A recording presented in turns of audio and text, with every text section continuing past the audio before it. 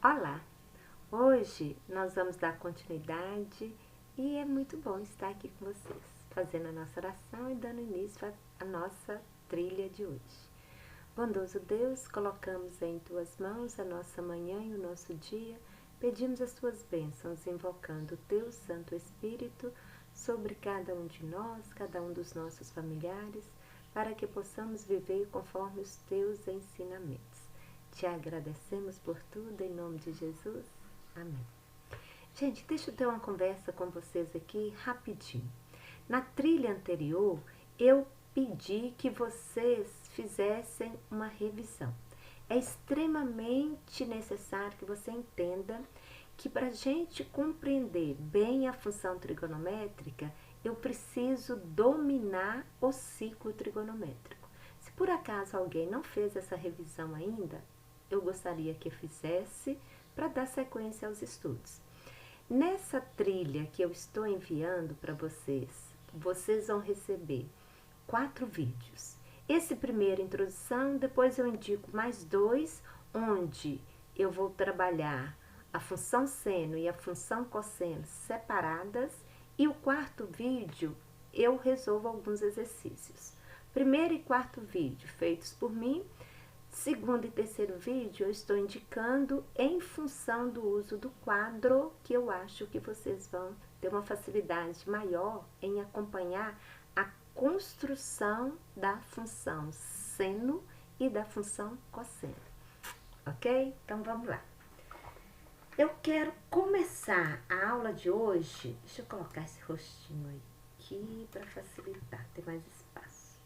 Eu quero começar essa aula de hoje lembrando que nós já estudamos funções e uma delas, a função afim, que é bem simples, para a gente entender a necessidade de tudo que eu vou falar.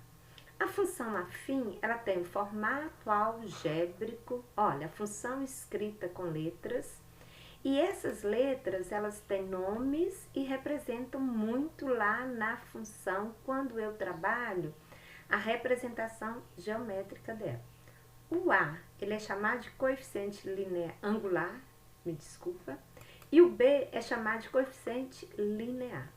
São valores reais, tá? E quando eu vou para a representação geométrica, o que acontece? Eu tenho lá, deixa eu pegar um marcador aqui para vocês, pegar uma cor.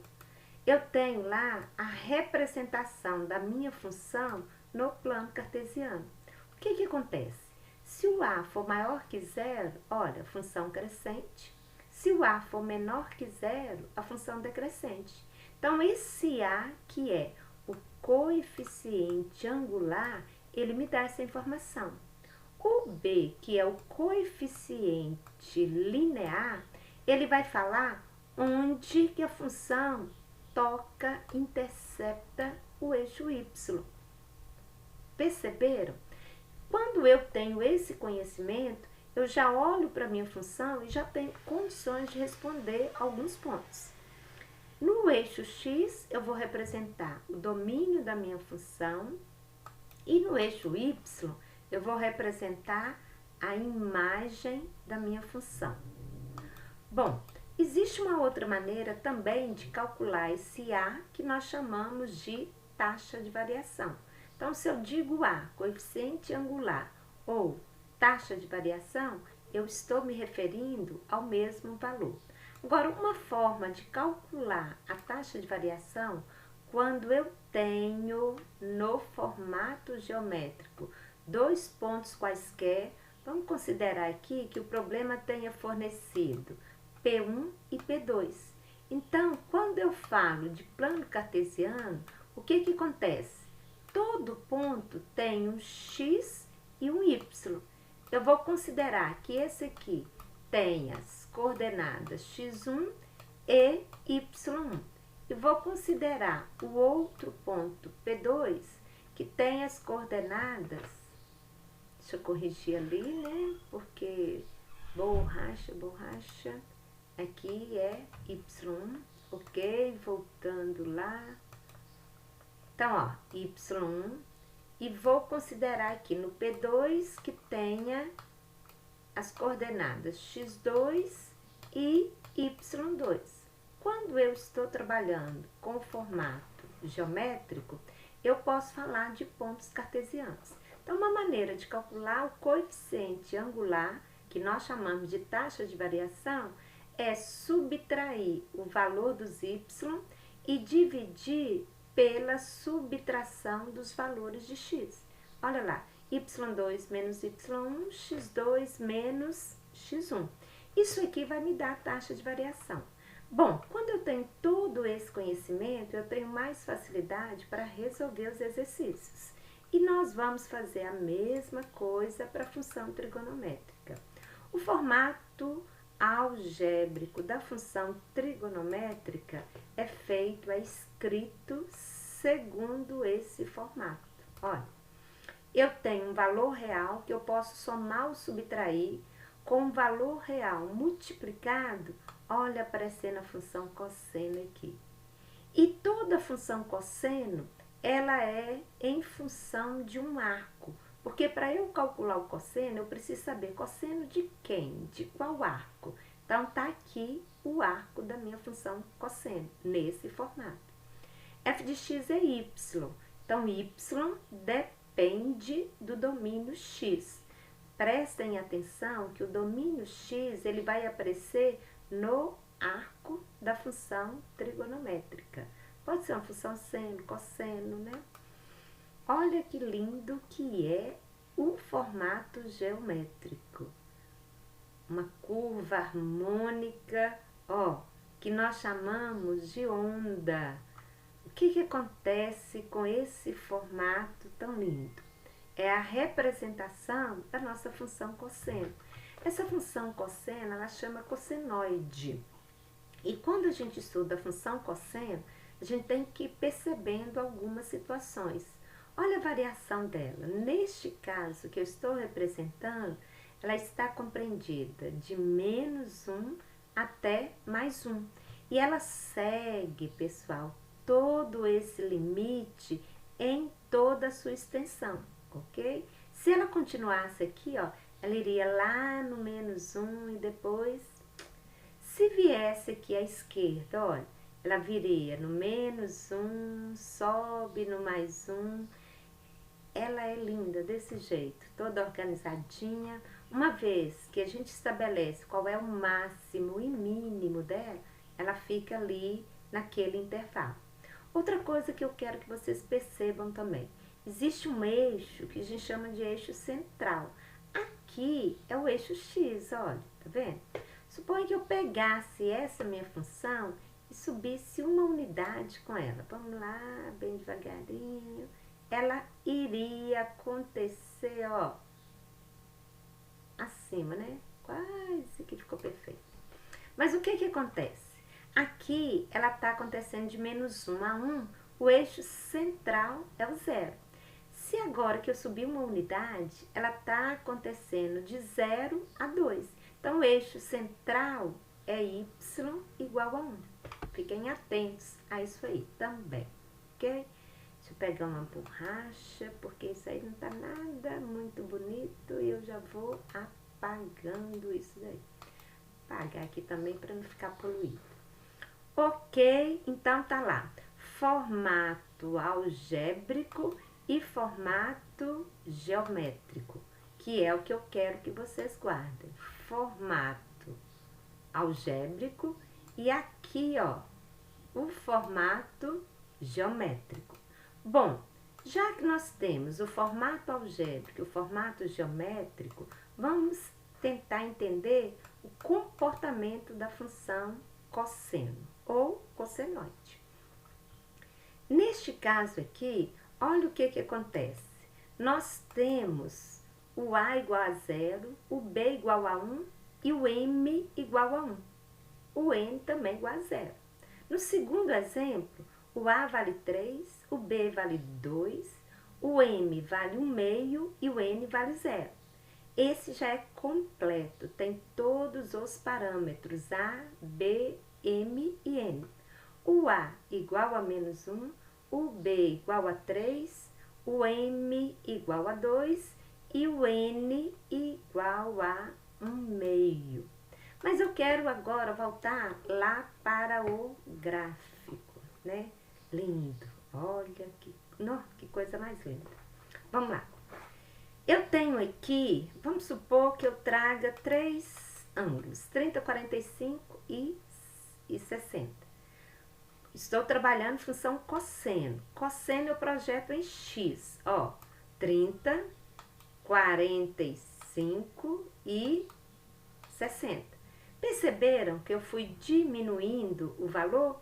Cosseno de 30, de 45, de 60.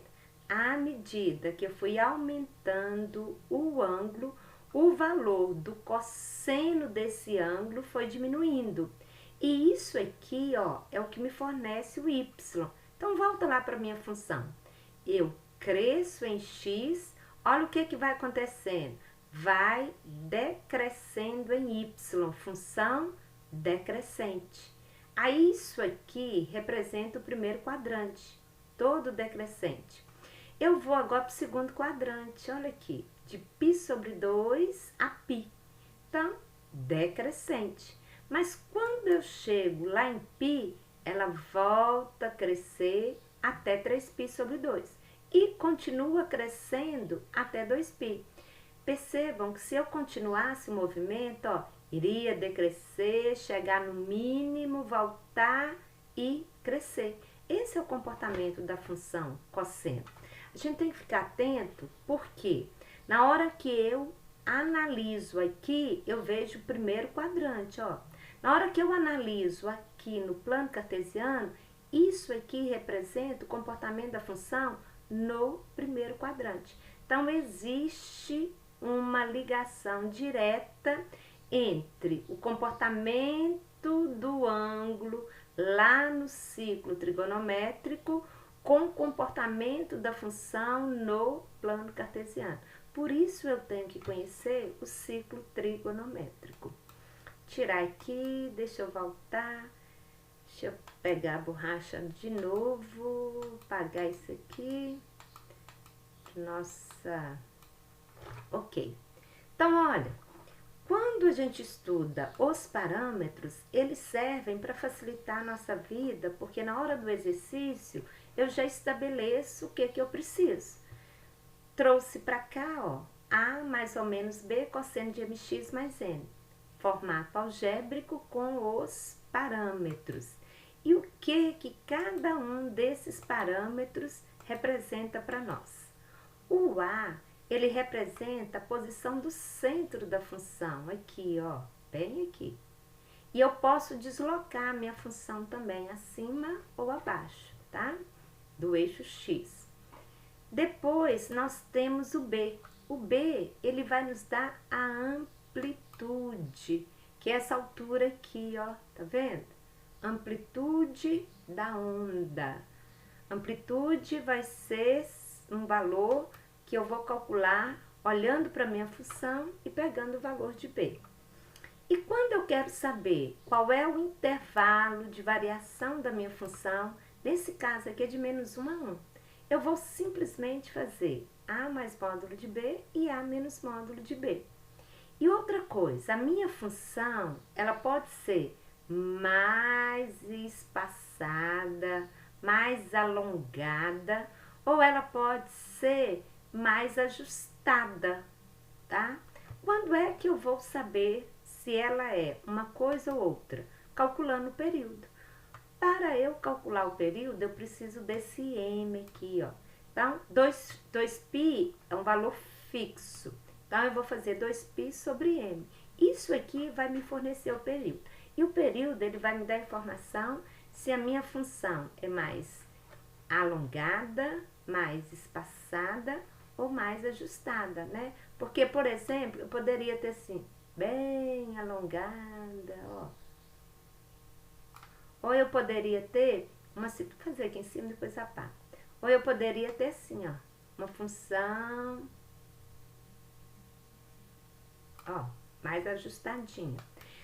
Como que a gente vai descobrir isso? Na hora que a gente for resolver exercício, a gente vai ver esse comportamento dela. Tirar aqui, despoluir para nós. Ok? Quando quando eu estudo a minha função trigonométrica, eu vou poder identificar na minha função o que ocorre ali segundo seus parâmetros. A, B, M e N. Quando você for trabalhar, a primeira coisa que você vai fazer é olhar para a sua função e identificar na sua função quais são esses parâmetros. Isso vai facilitar o seu trabalho e entendimento. E na hora de resolver os exercícios, você vai mandar muito bem. Ok? Então, olha, se precisar, volta, anota, faça o seu mapa conceitual, estabeleça os seus critérios, mas não passe para o próximo vídeo até que você tenha uma compreensão satisfatória de tudo que eu falei aqui, ok? Ó, muita saudade, tá aí a nossa trilha Escolápia, para a gente poder construir esse conhecimento de uma forma brilhante, assim como vocês que são brilhantes, tá? Até a próxima, fiquem com Deus.